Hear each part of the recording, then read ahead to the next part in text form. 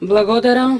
Жалам што амандманот не се прифаќа, бидејќи се работи за еден горчлив проблем што го имаат Радовишани, поготово во повисоките реони од градот, па и во населените места, што има недостаток на вода за пиење и одржување на нормално на секојдневните животни потреби на граѓаните.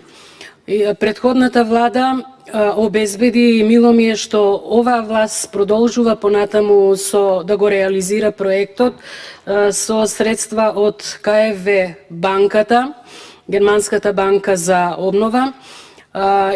Се обезбедени средства за изградба на нов резервоар за вода и потисен цевковод за снабдување со вода за пиење и решавање на проблемот на граѓаните во населба Куклевица,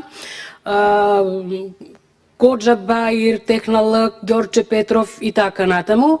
Тоа е од левата страна на течението на реката во градот. Меѓутоа, јас овој амандман го поднесов, бидејќи се потребни дополнителни средства за решавање на проблемот со водоснабдувањето на граѓаните од прва урбана заедница. Тоа е улицата Белкамен и дел од улицата Ана Поцкова, делот на кај Старата црква во Радовиш.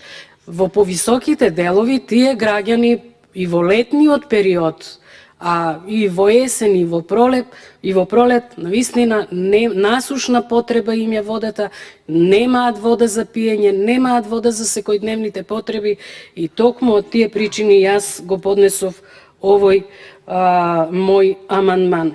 Со жалење можам да констатирам, не знам, министерот веќе тоа навика му постана, амандманот не се прифаќа, барем нешто да се прифатеше. Не знам дали за Радовиш некој амандман, некои средства се одвоени и би се прифатил. Јас само сакам да спомнам дека исто така имам и за предходниот кога дискутирав за патот Подареш Смилјанци, спомнав дека и јас имам амандмани, предходно колегите од Социјалдемократскиот сојуз имале амандмани за изградба на брана на река Плаваја, со што трајно би се решил проблемот со водоснабдувањето и во Радовиш и во населените места. Знам дека со едногодишен буџет реално тоа не е остварливо, меѓутоа ете да се размислува за тој проблем, за еден таков проект.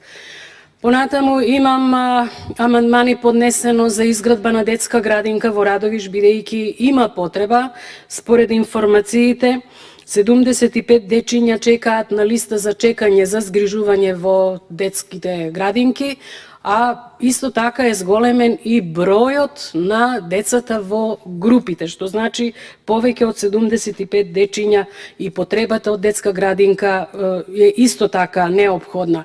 И исто така имам поднесено амандмани за изградба на спортски сали во основните училишта Орце Николов Инјево и основното училиште Коста Рацин село Подареш.